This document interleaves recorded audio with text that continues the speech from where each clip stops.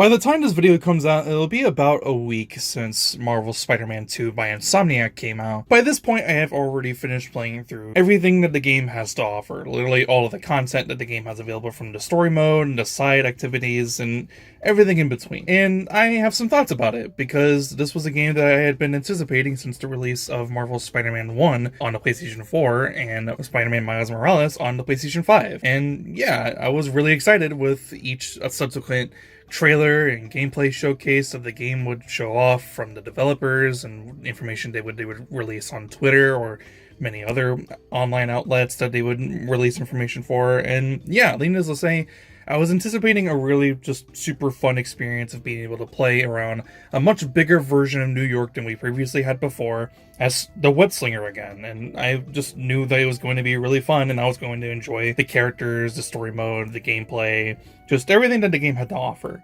And yeah, for the most part, it was a really solid experience, a very good 9 out of 10 experience. The story mode, for an example, seeing how the world itself has reacted to the events after Miles Morales and from the first game, you can see that physically in the world itself when you're exploring it, you can see that there are signs painting Norman Osborn, for an example, as a terrible person because of the events of the Devil's Breath. Seeing how the game introduces Kraven into the story, introducing how his character is going to be, why he's in New York, and just introducing him as a legitimate threat to the story and to the characters. Seeing how they're introducing Harry and the symbiote into the story, that was also really cool as well. And then obviously when Peter ends up getting the symbiote, seeing his gradual change in behavior and attitude, and how the suit affects him as a overall human being, and seeing how it makes him act around people that he cares about. He makes a lot of mistakes that he doesn't actually end up making. He acts in particular ways that he never normally would act before.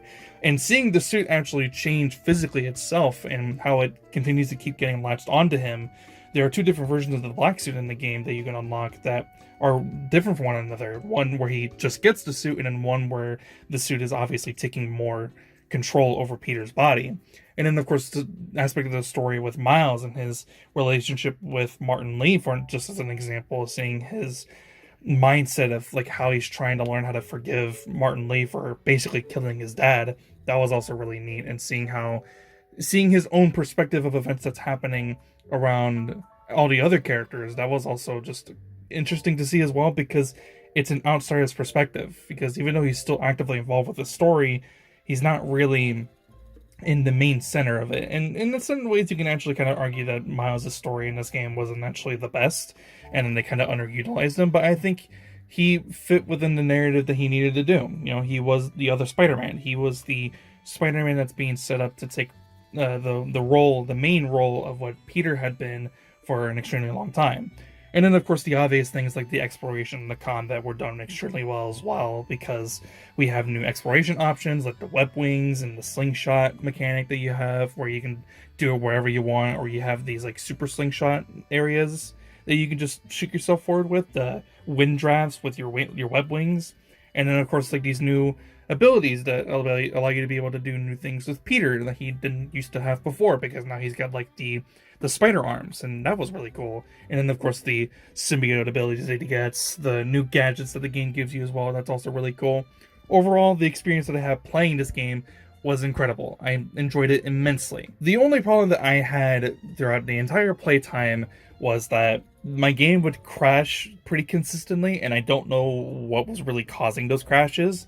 Some of that would actually happen as I was going through a second playthrough to be able to get one specific trophy that I didn't get during my first one, and just for some reason it would crash, and I don't have footage of it, but it would just randomly crash, and I don't know what's been causing that. I don't know if other people have been experiencing random crashes, but sometimes that did happen on occasion, and I would have to go back to previous story moments that I had already seen before just to be able to continue on with the story mode. Thankfully, though, it didn't happen during like any of the boss fights, for an example, which I'm very thankful for, because the boss fights in this game are actually very phenomenal in comparison to the previous game's boss fights. They actually feel like they were structured in a way that actually seemed fair and actually were fun to do while still being challenging. And then the only other thing I had to say that I had to say for a negative for this game was just the length. Like, strangely, the length for this game was extremely short, and I don't know why that was the case. I thought about it some more after I was playing through the game again to get some additional footage for the video, just to show off some stuff, like the beginning portions of the game against Sandman and a couple of other parts. The game actually kind of like tones down in some of the side activities, and some of the side activities that existed in the previous game were time trial modes. In my mind, I'm okay with them getting rid of the time trial modes. Like, I kind of forget what some of them are, but they're very similar to the ones that you do as Miles and with Mysterio and Spider-Man 2. But the problem that I have is that they got rid of so many like side quests that you were able to do in the previous game, and they got rid of so many other side activities that you were able to do as Peter in the first game that you can't really do now in comparison to Spider-Man 2. There's just no like real incentive to do any other side activities because there's not really a whole lot to do. They kind of like got rid of a lot of side activities in order to be able to push a lot more of like gameplay aspects, like the new parry mechanic systems, the new like abilities, like combat abilities, I guess you can call them. I'm not really sure what to call them, but like I guess they just decided to get rid of a lot of side activities. But because they got rid of so many side activities for you to be able to do, and so many side quests, of course, it kind of just led for the experience overall just being way shorter in comparison. And I wouldn't really have a problem with that if the whole experience was a really good time. And yeah, it was, but I still want the experience to be longer lasting than what it was. I was able to 100% the game in just 23 hours. And to put that in comparison, I was able to do the exact same thing for Miles Morales just a few months ago. I had only just recently played through Miles Morales just a few months ago, and I think maybe back in like August or something, maybe back in like August or like June when I played through the game for the first time. My total playtime with the game was just around like 23 to 24 hours, and it wasn't really a whole lot to do, but I accepted it for what it was because Miles Morales was supposed to be a shorter game. It was supposed to be smaller in scale because it was just supposed to be a side story that made sense for Miles, and it was Miles' story, and it was his own solo experience that you were able to experience as Miles the character.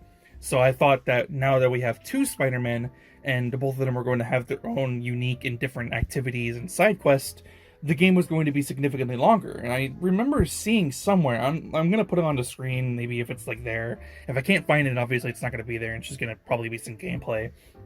But I remember seeing like a tweet somewhere, or seeing something from someone saying that the game was probably going to be like around maybe like 40 hours plus, around that total playtime. And the way that I justified it was that it was going to be 20 hours worth of content that was spread across between Peter and Miles together, and it was going to total over 40 hours plus. And that would have been really fine. You know, it didn't really need to be a super long experience.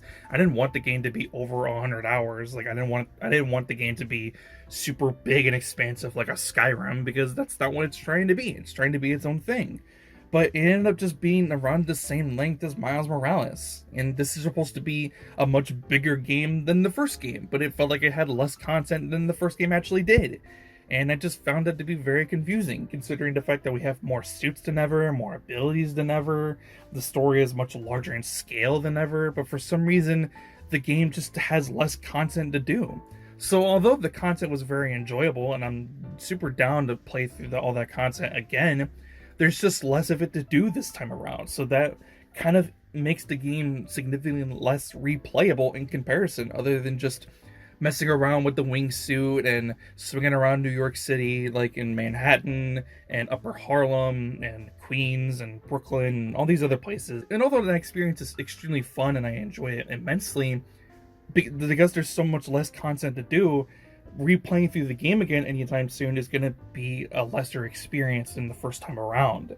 And that kind of sucks, especially considering that some of the content that you unlock doesn't become unlocked until much later on through the events of the story. It was just a very weird experience, and I'm not really sure why Insomniac decided to add in such less content. Maybe they have something in store for DLC, maybe they have something in mind that where they're going to add in more content through downloadable content, but I don't know. It just feels very strange to me that they wouldn't already add in that content like to begin with, like out the gate, for people who already just bought the game, especially around the time period of launch. I was really excited to play this game around launch period, and I finished it in just like 2 days.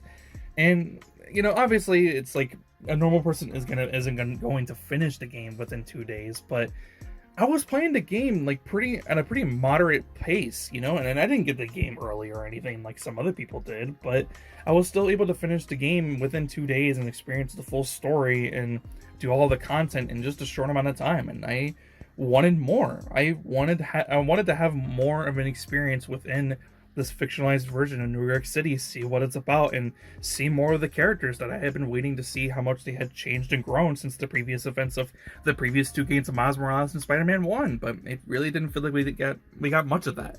It kind of felt like they took away a lot of the stuff that I was really wanting from. That's kind of it, though. I don't really have much else to say. Some people have been showing off some glitches, of course, but I feel like a lot of the glitches that people are showing off are just them actively looking for glitches, because I didn't really experience any weird glitches within the game, besides one that I found as I was re-recording for footage. And for some reason, when I was playing as Miles Morales in the earlier parts of the game, Miles was for some reason stuck in going into his wingsuit mode all the time. So basically, I couldn't like continue to keep swinging normally and going into like a normal free fall, because Miles would constantly keep trying to bring out his wingsuit. And you're gonna see in some of the footage that I'm showing off that also made combat extremely difficult to do, because if you go in the air for any short amount of time, Miles is gonna go straight into his wingsuit, and you have to try to figure out a way to get out of that, and you have to be limited to keep doing grounded combat. And it was just very uncomfortable. It was very weird. Not really sure what caused this. It was very odd. But yeah, I don't really have much else to say about the game other than that it really was a very great experience. It was a 9 out of 10 experience, and you should totally get this game if you have a PlayStation 5. It's totally worth playing. I just wish that the experience that I had with the game was just much longer. I wish that there was more content to do. I'm not sure why they took so much away in terms of content. I'm not sure where it came from, or like where it went, or what they did with it. I'm not sure what they're going to do in terms of the future for this game. I'm not sure if there's going to be any potential future DLC for this game. I imagine there's going to. But man, I was just wanting this game to be longer than it actually was. It was still an extremely fun experience, but part of me is still really upset that it just wasn't longer. And that's what I said about Miles Morales after I was done playing with that game. And now I'm kind of just stuck in the same feeling that I felt with Miles Morales. I was wanting more, and they didn't really give it to me. And that really kind of fucking sucks. So yeah, that's pretty much all I have to say in terms of Spider-Man 2. It was a really great experience. The story mode was fantastic. The characters were great. The gameplay and the combat was extremely fun. But man, do I wish there was just more to do. And there was just more to make the game longer, right? Longer, but still fun. I wish it just had more of that. So that's pretty much all I have to say. If you liked the video, be sure to leave a like. And if you want to see more, please be sure to subscribe. I'll see you guys in the next one. I hope you guys have a fantastic day. I'm out. Peace.